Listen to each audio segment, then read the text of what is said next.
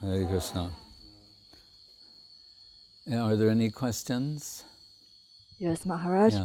And we got several questions from the US. The first one is, we know that there are varnas and ashramas, namely the 4 social classes and also the 4 spiritual stages. So he's asking how this varna ashrama dharma is related to Bhagavad dharma. So what's the difference and how is their relationship? Well, Hare Krishna.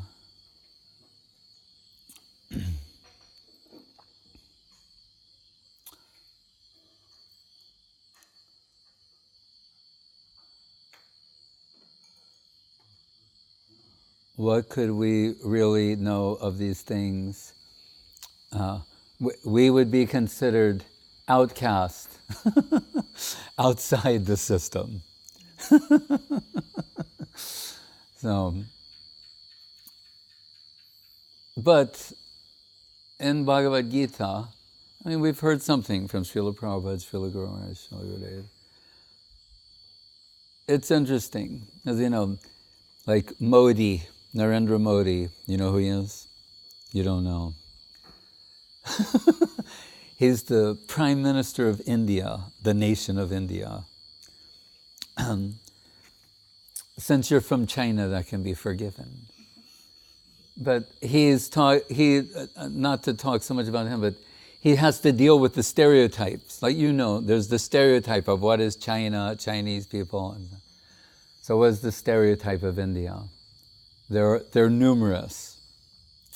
But what did he say? We've gone from being thought of as the charmers of the snake, now it's the mouse, meaning the computer, because of Bangalore, they call it the IT industry. But anyway, so he's dealing with the stereotype.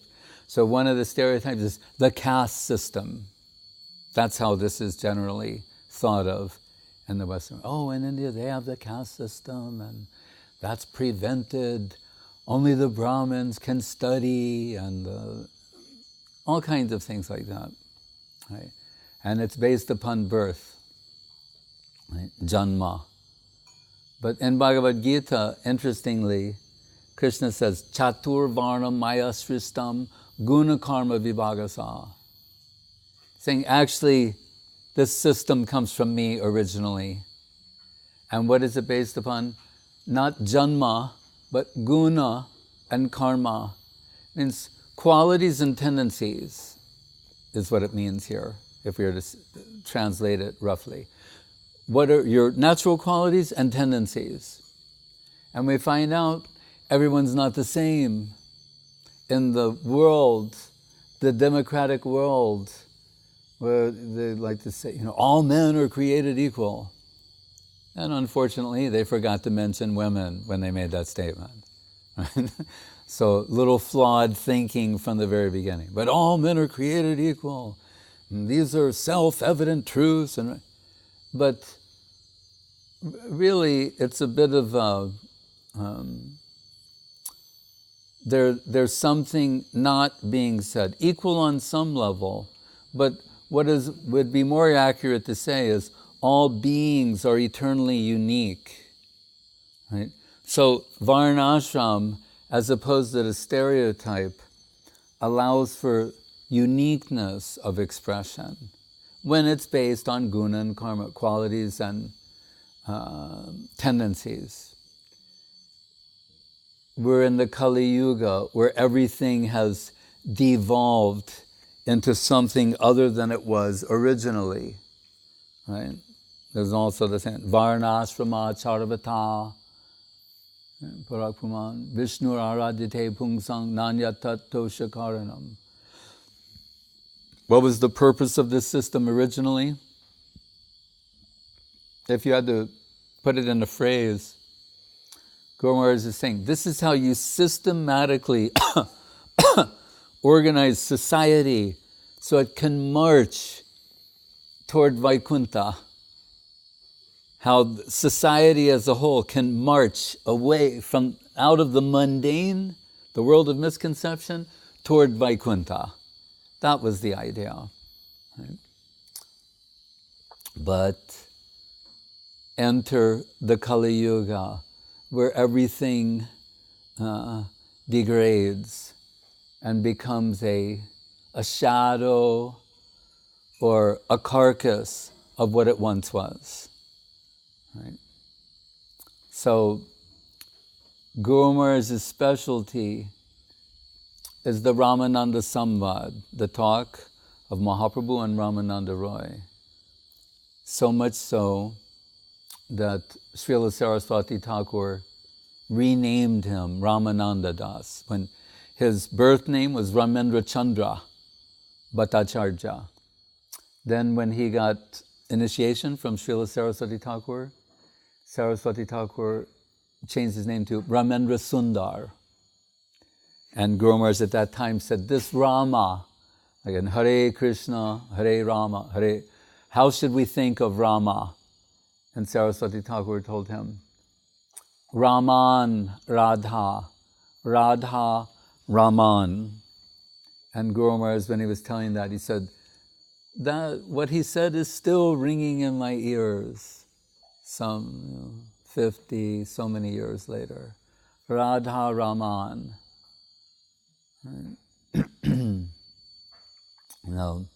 And when his godbrothers asked some superior godbrothers, senior godbrothers, what sort of Harikatha did Prabhupada, Saraswati Thakur give at the time of your initiation? And he said, he mentioned something like this in regard to Madhura Rasa. And they said, oh, you're very fortunate. Right? So that Guru Maharaj, when he might have still, he was still so-called white-clad and traveling with Ban Maharaj and some others. He gave a talk at Godavari, where the Ramananda Samvad took place, that Ban Maharaj said was the greatest lecture he'd ever heard of all time. And he'd heard so many speak.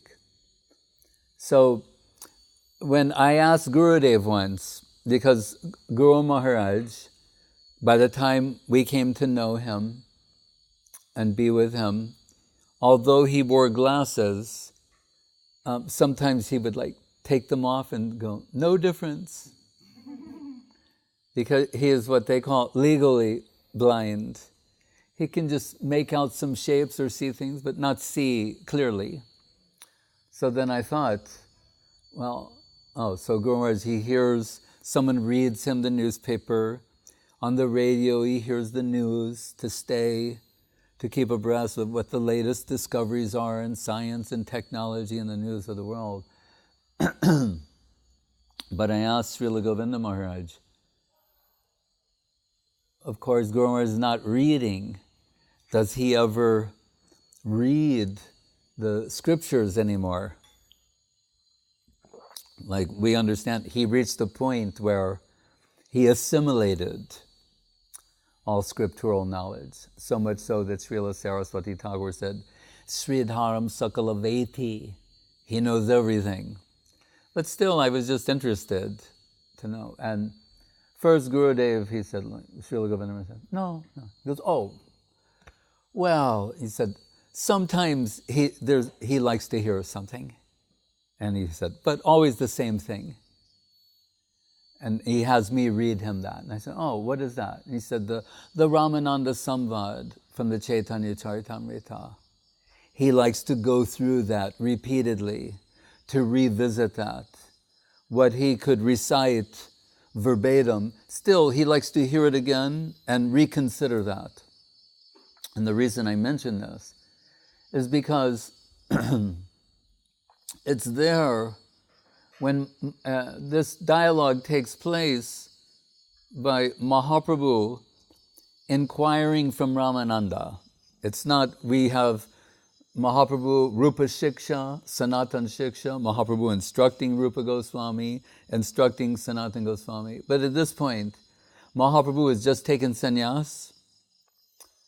We know after that he went madly to Puri, right? Kahan Krishna Prananath Murali Badan, Kahan Karun, Kahan Pan, Brajendra Nandan. He's searching for Sri Krishna.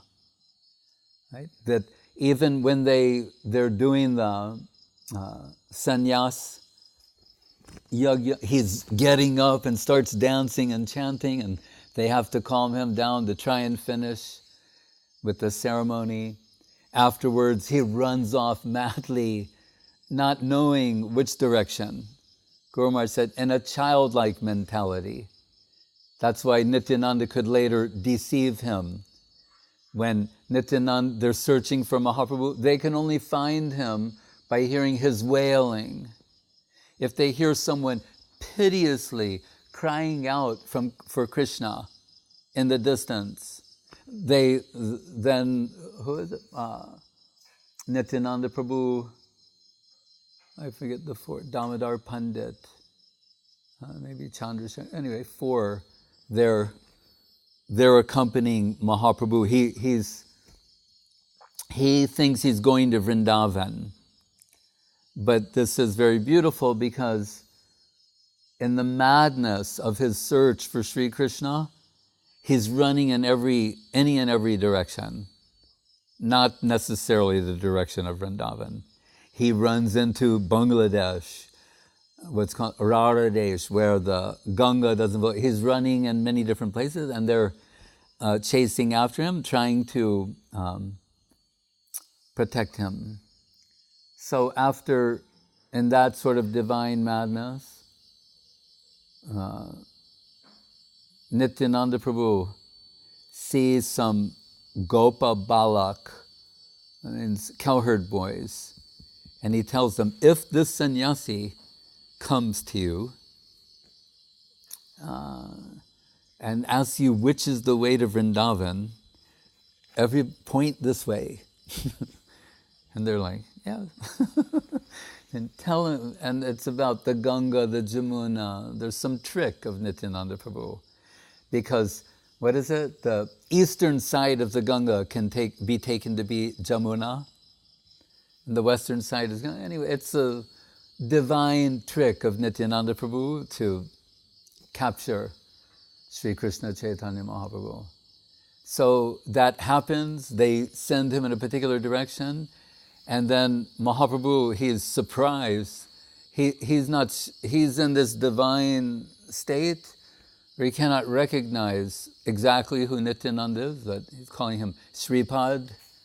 He sees him as some sort of renunciate or whatever. Which way to Vrindavan? Oh, come this way. And then, and here, just see the Jamuna. Chirananda Bano, Sarananda Juno. He's so happy. He bathes in the Jamuna. What did he say? Brahma Datri, Brahma Prema Gatri. This is like Krishna Prem in liquid form. He's so happy to be there. And he's bathing, chanting prayers. And when he comes out of the water, he only has the clothes he's wearing. There's Advaita Prabhu with fresh cloth. And Mahaprabhu, and this deep, internal, childlike, ecstatic thing, he's going, Advaita, how did you know I was in Vrindavan? And Advaita Acharya says, wherever you are is Vrindavan. And he's thinking, oh no, Nityananda. He sees that they've tricked him, and he starts coming out of his divine trance into somewhat normal consciousness. They go to the Advaita Acharya's house in Shantipur, have a big feast. Mother Sachi comes because he hasn't eaten for 3 days. And that's why after the feast, when they start dancing, they're thinking, he doesn't have his full strength. They're very careful. And Advaita Acharya, like we hear Madhavendra, Advaita Acharya, he starts singing this song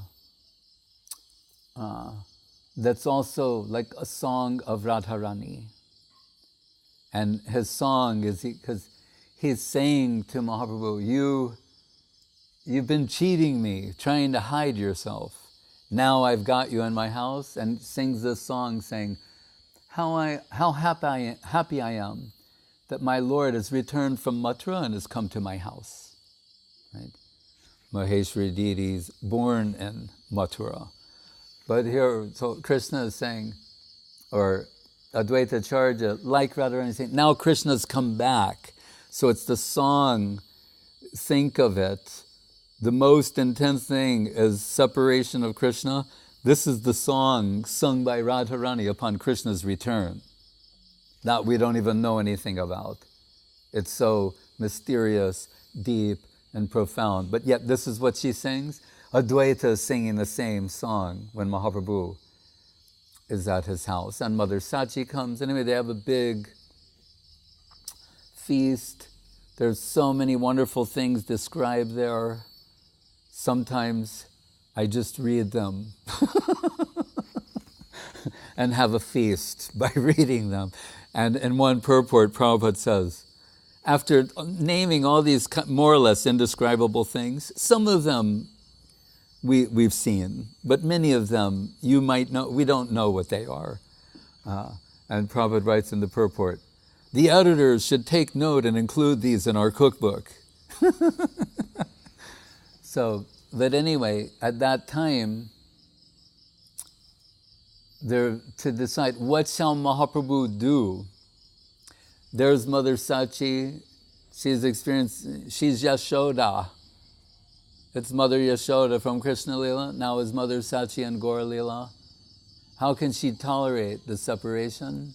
And Mahaprabhu says to her that, Mother, you own this body. It belongs to you. Whatever you decide. But she knows she doesn't want any blame to come to Mahaprabhu after taking sannyas, shouldn't live with the family, this, that, the other thing. So she makes a compromise, to her that is a compromise, and asks that he will reside in Puri. And that way the devotees are going every year for Rath Yatra. She'll get some news. Sometimes he'll come to Bengal for like Ganga Puja or to bathe in the Ganga. She'll get some news. This is what they do. And that's when Mahaprabhu goes with Nityananda and the others to Puri. And after he arrives, he enters the divine state of trance and ecstatic transformation, because we're told he's searching for Krishna. Kahan Krishna Prananath Murali Badan Kahan Karon Kahan Pan Brajendra Nandan. So hearing, seeing Jagannath as Shama Goparup, as Shama Sundar Krishna, he cannot control himself, and what's described as Adiruddha Mahabhav. He enters the seventh stage of depth of Krishna Prem. And Saraswati Thakur, quoting Rupa Goswami, the Bhakti Rasamrita Sindhu, he gives some description of this. We can't hardly repeat it, but he's saying, when there are different types of ecstatic symptoms, hair standing on end, perspiration, trembling, crying, all kinds of things. He's saying when a few of these are present, the stage is called, Dumalita, means like smoking stage, just like when you make them and there's smoke. When they become, when all of them are fully lit, it's called ignite, the fiery stage. When all of them are ignited to like a 1,000, all ecstatic symptoms are present to 1,000th degree magnitude. That's the stage that Mahaprabhu is experiencing, right? Where it means blazing. Right? These ecstatic symptoms are blazing in the divine form of Mahaprabhu, so much so that he loses consciousness. And he's lying before the deity of Jagannath, and the time is coming for part of the puja, and the guards are thinking that this is some sort of a sentimental pilgrim, and they're going to drag him out of the temple. When Sarvabhauma Bhattacharya appears, and he cautions them to allow him to conduct a test, and he puts some cotton swab before, because it appears that he's appearing lifeless. And he sees by the cotton swab just a little bit the fibers are moving, which means somehow he's still alive. So again, we're told by Rupa Goswami, the 10th stage separation is death, actually. So he appears lifeless, just like the Guru Maharaj's sloka, the Gadadhar Pranam, Nilambodhi tate sada sabiraha kepan vitam bandhabam Srimad Bhagavati Katha Madiraya Sanjeevayan Bhattiya. That his friend, Svaviraha, feeling separation from himself, that is Radha Baba Duti Subalita Nomi Krishna Swarupam, who is Chaitanya Mahaprabhu. And this is the point. We're aspiring in this line. Everything is interpreted through Mahaprabhu's opinions of things. Guru says, Chaitanya Saraswat means the Gaudiya Darshan, means the way Mahaprabhu sees things. So many things can be said about all these things. How does Mahaprabhu see it? So after that, Sarvabhauma Bhattacharya gets some devotees, they carry Mahaprabhu to his house. He's lying there in an internal trance that lasts for some 6-9 hours. The Nityananda Prabhu, other devotees come, they meet with Gopinathacharya, they make way to the house of Sarvabhauma Bhattacharya. And Sarvabhauma Bhattacharya, he thinks that Mahaprabhu is a great devotee, right? Which is not untrue, but that's what he's thinking. He's not thinking he's Swayam Bhagavan. He's saying he's some sort of a Siddha Purush, of the highest section of liberated souls. Because he's saying these symptoms that we're observing in him, we've only read about them in the scriptures. We've never actually witnessed this. It's beyond human. So, but he's not thinking Swayam Bhagavan, that he's divinity. Later, in contrast to the Rasaraj Mahabhav Duyakarup revelation that to Ramananda, that Gauranga Mahaprabhu is revealing he's Radha and Krishna combined. To Sarvabhauma Bhattacharya, he revealed the Sadbhuj Murti, 6-armed, to show his divinity, called Ishvara Tattva, right? Not Radha Tattva, Ishvara, showing his divinity, that who was Ramachandra, who was Krishna, has now appeared as Gauranga Mahaprabhu. And Sarvabhauma writes that, Vairagya Vidya Nija Bhakti Yoga, those 100 beautiful slokas glorifying Sri Chaitanya Dev. But this causes Sarvabhauma Bhattacharya, in his interaction with Mahaprabhu, Mahaprabhu is going to visit South India, where Dakina Desh is mentioned in the Bhagavatam as being where the religion is strongest in India. India as a whole, Bharatvarsha, Punya Bhumi, I mentioned, when we used to travel around India, there was a 4-volume series of books that tells you every holy place in India. And so, in our van, when we would drive along, all you'd have to do is open this book, and you'd find someplace, wherever we were. I don't care where you drove. Just get in your car, start driving, look in that book, you'll find a holy place.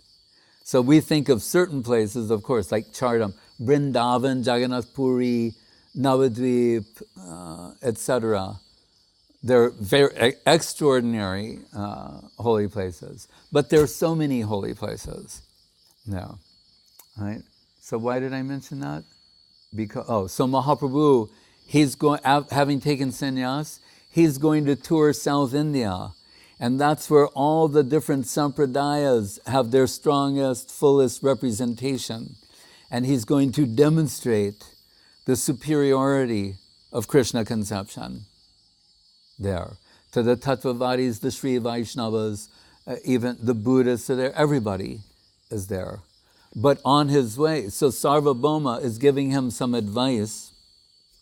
Actually, at first he wanted to upgrade Mahaprabhu, thinking he's 24 years old, a young sannyasi, right? In that Varnashram system, normally you should only take sannyas in your 50s, right?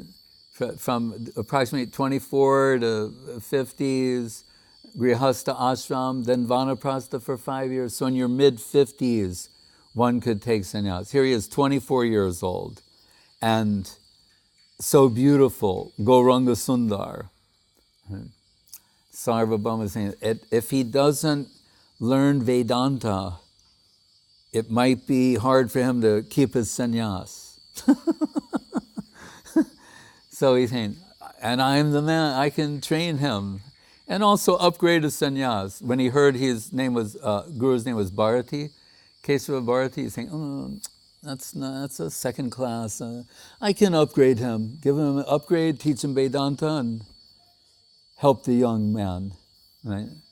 And that's when he starts explaining Vedanta day after day, and Mahaprabhu's sitting, and Sarvabhauma Bhattacharya saying, give some indication that you can, I know it's deep what I'm saying, it's really, it's like high philosophy, but I can go explain some things to you if you're not fully grasping what I'm saying, but at least you could nod or give some indication that you understand.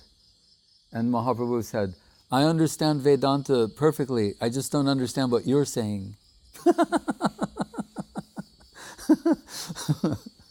And Sarvabhauma was like, Oh, I see. So you can explain these, and then very famous. They go back and forth. Atmarama Slok, Sarvabhauma gives 9 explanations. Mahaprabhu gives 18. Then, by his mercy, Atapite deva padambuja dvaya prasada leshanugrahita evahi. It's all about mercy. Prasada lesh means a little bit of prasad. Guru Maharaj was 23. He had a teacher who was I don't know, maybe in his 70s or 80s. And Guru Maharaj is very impressed with his knowledge. He had what he called Sat Darshan, complete mastery of the 6 philosophical systems of India. So at one point, Guru Maharaj innocently, naively told him, with all your vast knowledge and learning, you should direct your study to the lotus feet of Sri Chaitanya Dev. Just think how wonderful that would be. And he said, that teacher told him, he said, oh, my boy, it is not a question of, academic prowess or intellectual ability. You have to get some mercy. So that, he said humbly. But similar to that question the other day, he said, that man was of the opinion, first we should learn the Advaitan oneness, like Shankara. We go from Buddha to Shankara to Madhva, and then come to this line. We should gradually make our approach. What do you think? And Guru Maharaj said, I see what you're saying, but that is not what Sri Chaitanya Dev says. He doesn't say, try to go through all the different philosophical systems step by step, but rather to risk everything and run toward Krishna conception. So when, on Sarvabhauma's advice, he says, having been upgraded by Mahaprabhu, the Sadbhuj Murti revealed, he now understands his divinity, and he also understands some of the foolishness of his past. He's thinking, Ramananda, I mocked in the past as like, oh, he's a devotee. He's a Vaishnava. He made fun of him, thinking he was some kind of sentimentalist. But now, having been upgraded by Mahaprabhu, remember, Sarvabhauma is Brihaspati, the guru of the demigods, who's descended and entering Mahaprabhu's pastimes. He's being upgraded to Gaur Leela. So he now can understand in retrospect how exalted is Ramananda. So he tells Mahaprabhu, when you go to Godavari on your tour, please meet with Ramananda Roy. He's the fit person. And the instructions that Ramananda gives to Mahaprabhu, Guru Maharaj said, we may take it that Ishwara Puri initiated Mahaprabhu, Keshava Bharati gave him sannyas, Nimai Pandit, and Ramananda, who's Vishaka Saki, we may take it, he is his Ragamarg Diksha Guru. Right? So in that conversation, this is the point I wanted to come to, just took the long way, is Mahaprabhu is asking him, how should we proceed in life? Like, what's the purpose of life, the goal of life? How do you achieve that? And the first thing Ramananda says, it's going to be a Hegelian-style dialogue, thesis, antithesis, synthesis, moving in that way. He quotes this, Varnashrama Charvata. This was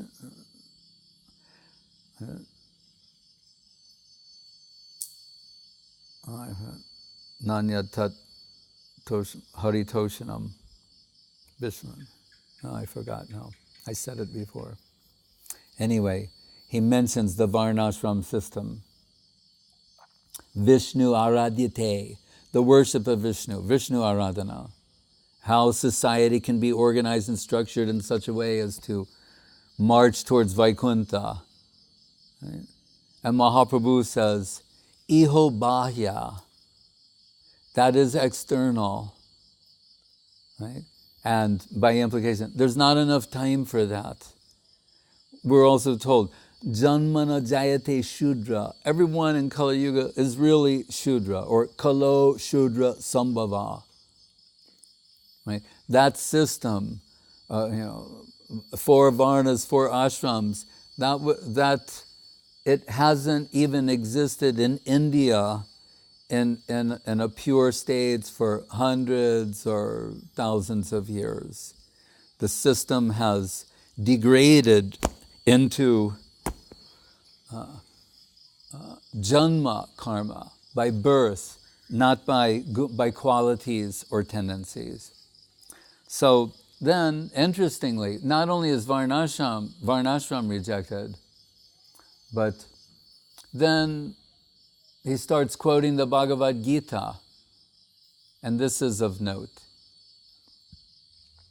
He's quoting, Brahma Bhuta Prasanatma na sochati na kankshati samak sarveshu bhuteshu madbhaktim labhate param. That Mahaprabhu says is external. Bhagavad Gita slokas are being told to be external. Why? Guru Maharaj said, because it means one is on the threshold of devotion. They're outside the door, haven't entered yet. Because when it says, Mad Bhaktim Labhate Param, then from this position, they can make advancements. So it still means being on the outside. So one thing after another is being rejected by Mahaprabhu as being external. What is the first thing that he accepts? Jnane prayasa murapasana manta eva jivanti sanmukharitam bhavadiya bhartam stane stita shrutigatam tanuvan manobir ye prayaso jito piyasi taistrilokyam. It says stane stita shrutigatam. Here, he's transcended the whole system of varna and ashram, saying, whatever your situation is. Means whether you're legitimately in one of the 4 varnas or 4 ashrams or outside of the system, stane stita shrutikatam, whatever your position is, begin hearing from an agent of Krishna, a pure devotee of Krishna. Begin hearing Krishna conception from them. We told in the Gopi Gita, Tava katamritam tapta jivanam kavibir iditam kalmasha apaham sravana mangalam srimadatatam bhuvi grananti te buridajana. Listen, if you want to do something really wonderful for somebody, then connect them with Krishna's agent so they can begin hearing about Krishna. Pravishta karna randrena swanam bhavam suroruham. And on the stream of divine sound carries Krishna conception into the heart. Right? And that can be regardless of one's social position or any social, any type of position, ashramic or otherwise. No diksham na cha satkriyam na purushcharjam managikshate. Rupa Goswami says, no prerequisites. Like when in school, when there are certain subjects, you ever seen in like a college catalog, they show some subject and you might be interested in that, and then it says, but prerequisite, to take this class, you will have to have already taken these other 2 classes, otherwise you can't get, right? Oh, I really wanted to study that. Right? But it says, no diksham na cha satkriyam na purushcharjam managikshate mantroyam rasanas prigeva palati Sri Krishna namatmaka. When Krishna wants to assert himself, that is, there's nothing that can obstruct that. There's no disqualification. When you say, what is Bhagavat Dharma? When Srila Prabhupada and Srila Guru Maharaj were recollecting how they met each other, one of the meetings was on the Brajamandal Parikrama of Srila Saraswati Thakur and his followers. And where were they? This place called, is there a place called Koshi? Right? And there's a deity near there called Sheshai. It's a type of, reclining Vishnu. Sheshai Vishnu, and it has some connection with pastimes of Braja Gopis. So, and so they have a camp there, Saraswati Thakur is there, and an announcement is made that the sannyasis, they're going to lead a parikrama to the Sheshai Vishnu, but that Saraswati Thakur, for those who remain behind, he's going to be giving a lecture. So it's hard to imagine, who wouldn't stay behind. But anyway, that's what they're presented. So Prabhupada and Guru Maharaj are talking, and Prabhupada, he says, it's that fame where they're sitting on the Vyasa-san together. And Prabhupada said, I'm thinking, if I go to see Sheshai, what will I see? And Guru Maharaj laughs and says, yes, I exercise. That's all it'll be. And he said, so I'm going to stay and listen to Prabhupada. And Guru Maharaj also stayed. So, and Saraswati Thakur, as a footnote, Swami Maharaj Prabhupada said, Saraswati Thakur noted that, he didn't go. He stayed, he's eager to hear. Anyway, Guru Maharaj, not only, that would be enough to remember. That's sweet enough, and that's all they mentioned at that time. But at another time, Guru Maharaj, he also recalled the lecture that Srila Saraswati Thakur gave and what he talked about. And he said, and why he was glad that he stayed, was, he said, he gave a extraordinary, like revolutionary conception about Govardhan and the significance of Govardhan. So, and we can say the mystical significance of Krishna being situated by caste in the middle of Varnashram system. Because we have Shudra, Vaishya, Kshatriya, Brahmin. And the cowherds, the Gowalas, they're Vaishyas. So they're not in the highest position. Nimai Pandit is a Brahmin, scholar, teacher, but not Krishna.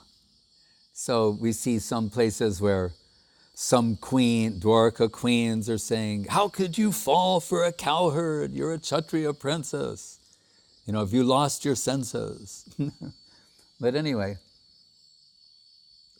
so in the middle position, and in light of what we said the last time we spoke, Guru Maharaj is saying always, in the middle, you'll find the highest position. It's like the Naralila of Krishna, the 6 middle chapters of the Bhagavad Gita, and why Krishna is in the middle of the so-called Varnashram system. So Saraswati Thakur explained that the cow men, when they're increasing the number of cows, there's no consideration like of Brahmin cow, Kshatriya cow, Vaishya cow, Shudra cow. But they have the bull, the potent source, and they're making cows. Like, what was that cow's name in Calcutta? Davali. There was this little cow, white. Davali means a white cow. Anyway, this little white cow, she just like wandered in off the street or something. Oh, he gave her to you. So she was Lalita's cow. Anyway, she lived like at the Dum Dum Park driveway for like a few years. Then somehow she made it out to Navadvip, where they have like cows from Switzerland, very high class, like French cow. Cows they've got from all over the world. But this little cow, Davali, she also went there, she calved, and that's the system, he was saying. So, and why he's relating it, Krishna's a Vaishya. He's a cowherd. When he wants to expand his conception, he's not considering Brahman, Kshatriya, Vaishya, Shudra, no such consideration. That's what it says. No diksham, na cha satkriyam, na puscharjam managikshate. Not even remotely thinking that way. Right? So there's this sloka in the Venu Gita where the Brajagopi, they say, they're praising Govardhan. Hantaya Madrulabala Haridasa Barja Yad Rama Krishna Charana Sparasha Pramoda Manam Tanoti Sahago Ganayas Tayoryat Paniya Suya Vasakandara Kanda Mule. They're referring to Govardhan as Haridas. And Vishwanath Chakrabarti Thakur says 3 Haridasas we can conceive. One is actually Yudhisthira Maharaj. Another is Uddhava. And he said, and a third is Govardhan. And of the 3, the Brajagopis say, Hantaya Madhurlabhada Abala Haridasa Varja. You're the best Haridas, Govardhan. Why? And this is a little mysterious. We're worshipping Giriraj Govardhan, and mainly as like Krishna. But Guru Maharaj said, really he's similar to Mahaprabhu in the line of Jiva Goswami's thought, Anta Krishna Behir Goram Darshi Tangari Vaibhavam. That internally he's Krishna, but externally in the mood of a devotee. Govardhan is more like that. Hare Krishna. We have so many friends here. No. Oh no. You caught a tick-tick. Then go. Take her away. They're our friends. Don't do that. Let the tick-ticky go.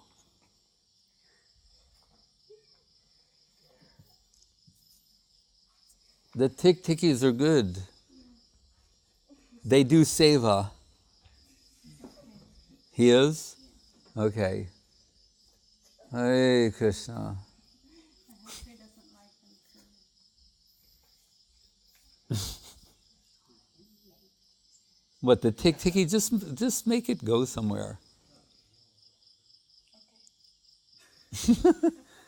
No, they're good on the walls. I don't like them crawling on me. But, they eat insects and things like that. They're also serving in the mat. Raghunath Das Goswami says, Yat kinchit vigumaki katamukam goste samastamitat sarvananda mukunda dvaita lilanukulam param. Das Goswami says the insects in the dam are mukunda dvaita. They're dear to Mukunda. Why? Lilanukul. Lila anukul. They're doing things favorable for the pastimes. And Vishwanath Chakrabarti points out, when all these confidential pastimes take place, remember, certain even exalted personalities cannot go, but the bees can go, and they can actually be there. So Das Goswami is saying, we also revere them. And the tick-tickies, they really revere them. Anyway. So, what was I saying? Talking about Krishna. Govardhan. Oh, and the Govardhan and Haridas. Giriraj Govardhan. Oh, and expansion of Krishna conception. Otherwise, we wouldn't be here. You may have been born in Mathura. I mean, not you may have, you were. And that's very fortunate. And Sandeep's from Hastinapur. So, but what hope would there be for all of us if Krishna wasn't a cowherd? Oh, so back to that sloka. It's interesting. So it says, Haridasa Varja, Yad Rama Krishna Charana Sparasha Pramoda.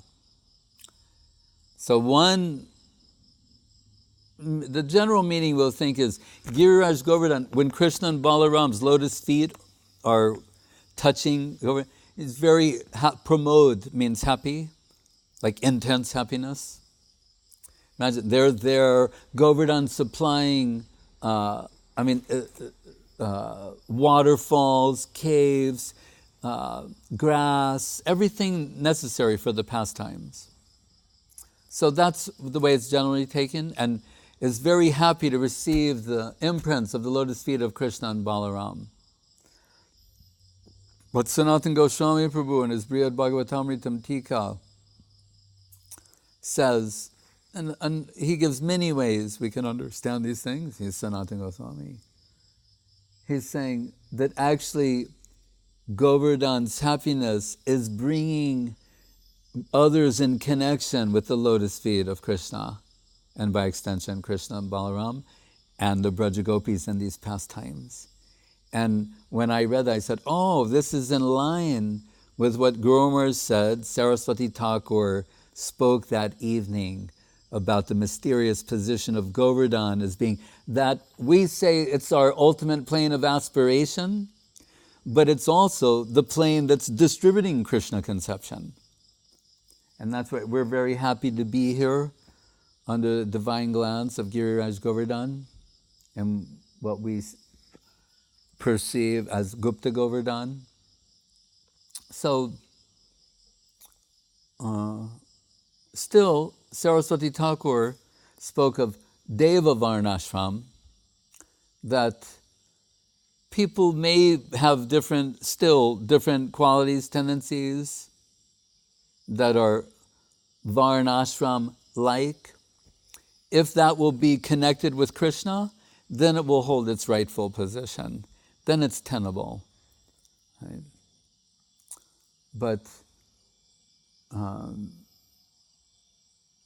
as we say, I remember being in India and doing life membership, and sometimes you'd meet a man in an office, and we always see what their name is on a plaque, And sometimes you'd see a name like Banerjee, Chatterjee, or something like that. And then but sometimes you'll see the original name, Bandyopadhyay, Chattopadhyay, Upadhyay. They were Brahmin teachers, right? And the Varnashram system, gurus, a guru line, like Guru Maharaj is Bhattacharya. Think about it, Bhatta and the word acharya, Bhattacharya. So sometimes just naively saying, oh, Mr. Chatterjee, Chattopadhyay, when you'd realize you're dealing with someone who was Brahmin from a very high Brahmin family. This is like 1974. It's a little different then. In Calcutta, all the men were wearing dhotis. Only in Delhi and Bombay they were wearing pants. But in Calcutta, every man was wearing a dhoti when I first went there. Very few wore pants. And they had those kurtas where their wives do something with a hanger that makes the sleeves go like an accordion. So it was, when they would walk in the street, they have their dhoti and their pinkies, and they're walking along talking. It was really quite a sight, and gave us a lot of joy, having come from America. We wanted to believe that everyone in India was Krishna conscious and loved Mahaprabhu and Nityananda Prabhu. Still, I was walking down Park Street in Calcutta last year, and someone went, Jai Nitai! And everything, where in the world would anybody do that? Someone might go, Hare Krishna, but they see you and someone goes, Jai Nitai! But saying to the man, we'd say, oh, Mr. Bandyopadhyay. And they'd go, you'd see a look of pain on their face, because why? They were saying, according to my caste in the system, I shouldn't have a job. I've accepted employment, which is degradation for a Brahmin. Right? That was not the Vedic system. Right? So they were sometimes embarrassed when they would think of their lineage and their past and their ancestors and how things once were. Look, even Rupa Goswami, Sanatana Goswami, Raghunath, they were called kayastas. That in the system of that time, they couldn't be fully accepted in Brahminical culture. Although they were a type of Brahmin, but they couldn't be fully revered. So when a book like the Hari Bhakti Vilas was presented back to South India, Dakina Desh, Gopal Bhatta Goswami, coming from the Sri Sampradaya, was indisputably from the higher section of Brahminical culture. So Jiva Goswami and Sanatana Goswami, they put Gopal Bhatta's name on the book so that Brahmins would accept it. The Krishna Balaram Mandir in Vrindavan, I was there when Srila Prabhupada installed the deities. There was a lot of discussion about how that would happen. And Prabhupada one day, he said, we can just have a kirtan. He said, we can chant Sri Krishna Chaitanya, Hare Krishna Maha Mantra, and have a big feast and a kirtan, and that would be fine. He said, but the people won't accept that. So they more or less hired some South Indian Brahmins who came with big tilak, big tulsiman, big spoons and big bellies, and they chanted big mantras, and everybody thought there's a big God on the altar. But we look at Radha Raman, his size is like that, but he's so powerful. You remember seeing him. So these things, where they're meaningful, we're giving some recognition to that. Like Srila Gurudev would say, if we have a problem on the calendar establishing some particular date or how to observe some particular observance, he said, Guru Maharaj quotes Sanatana Goswami saying, then just follow what they do in Puri. Right? Whatever those pandits have decided there, just follow that and you'll be okay. Right? But those people themselves were originally, what were they called? Sabaras. They were like tribal people from the lower section of society. Jagannath, being supremely merciful, accepted that they would be his servitors. Right? And then they have a line that's descended from them. So it's really, what is the will of Krishna? So there were times previously when the Vedic culture was in full swing, where the Varnashram dharma and culture was being followed very perfectly, but due to the influence of time and the degradation of time, it turned into something else. And with the advent of Srila Bhaktisiddhanta Saraswati Thakur and his establishing Gaudiya Math, Guru Maharaj said in comparison, he told Bhakti Vinod, we want to make a comparison. Well, here, Grihe Tako, Bani Tako, Sada Hari Bole Dako. Or what is Naratam? Grihe Ba, Bonete Take, Ha Gauranga Bole Dake. They're both saying the same thing. Whether, you're Grihe and Grihastha Ashram, Bani in the forest, sannyas, if you saying loudly the holy name of Gauranga, and I want your association. Grihe ba bonete take ha Gauranga bole dake. That's Nartam. And Bhaktivinoda is similar. But Saraswati Thakur was of the opinion there's not enough time. So jump. Take the risk. He reintroduced the sannyas ashram, which we can say is like Varnashram, but Devak in this sense, for preaching, right? Revering Pujala Ragapat Gaura Babange, Matala Sarujana Bishairange, revering the real Babajis, means Rup, Sanatan, the Goswamis of Vrindavan, and one step below, in the highest ashram, sannyas ashram, but it's below the Paramahamsas who are beyond. From that position, he began his missionary activities of the Gaudiya Math. But why? There was a reason to attract the attention and the reverence of the public. Just like Mahaprabhu, he took sannyas knowing that the people who were previously offending him, as a sannyasi, they'd have to show him some respect. And by showing him respect, they would benefit.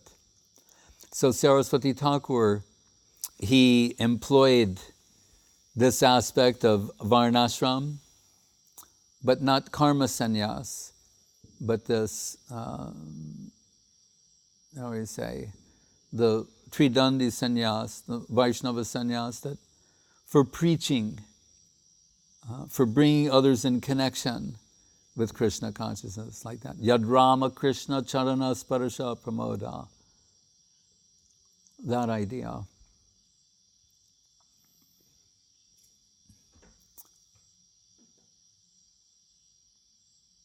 So,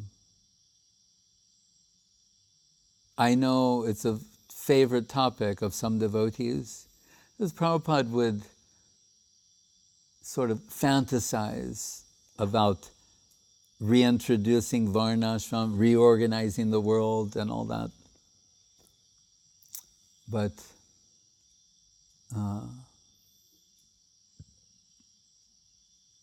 if we can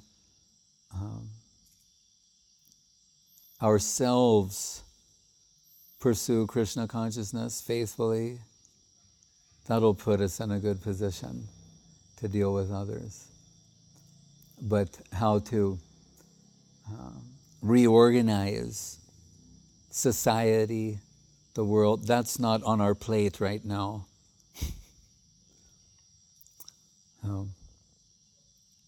And Srila Govinda Maharaj, Srila Gurudev, he used this one cricket term, the all-rounder. That's what he liked devotees to be. To be able, not that, one only does Brahminical kind of things and someone else only does this and that type of seva. He liked the all-rounder because that's what he was, who's ready to do, and Prabhupada's phrase, the needful, whatever needs to be done. So if someone needs to act in a Brahminical capacity, we're prepared for that. They do some puja, act in another capacity, they're prepared to do that. Whatever is the service necessity, that's our guiding principle. Hare Krishna. Hari Harai Nama Krishna Yadavaya Nama.